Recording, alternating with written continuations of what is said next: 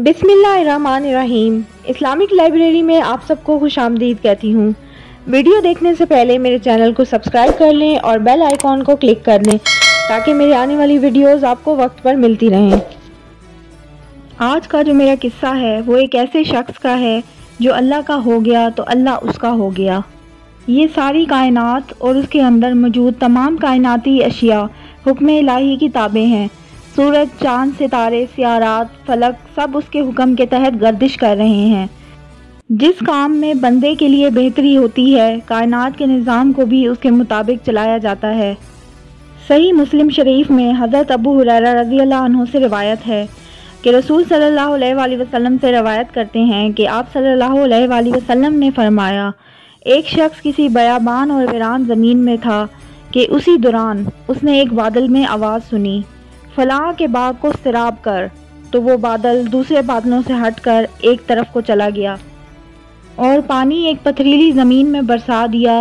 वो सारा पानी वहाँ बनी नालियों में जमा होता गया और एक जानिब को बहता गया। वो शख्स जिसने आवाज़ सुनी थी पानी के पीछे पीछे चला कि देखे आखिर क्या माजरा है।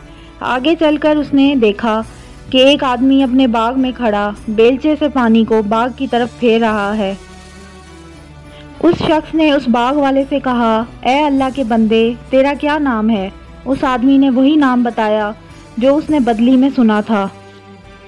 अब उस बाग वाले ने पूछा कि ए अल्लाह के बंदे, तूने मेरा नाम किस लिए पूछा है?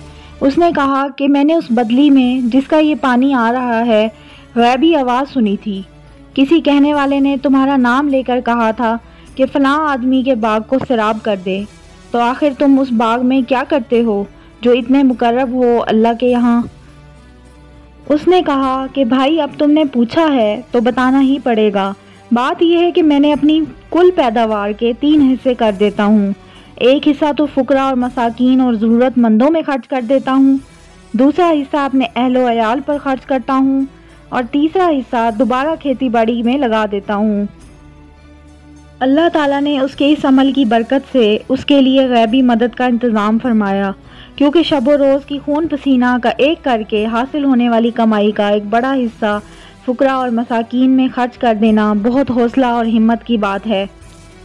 इस वाक़े से ये सबक मिलता है कि सदका करना नहायत अफजल अमल है, ऐसा अमल जिसके नतीजे में अल्लाह ताला की रहमत का नज़ूल होता है। उस शख्स को भी सदक़े की बरकत से ये नेमत हासिल हुई कि उसका नाम लेकर अल्लाह ताला की तरफ से बादल को हुक्म दिया गया कि इसके बाग को सैराब करे। हर मामले में तवाज़ुन और एतदाल अल्लाह को महबूब है।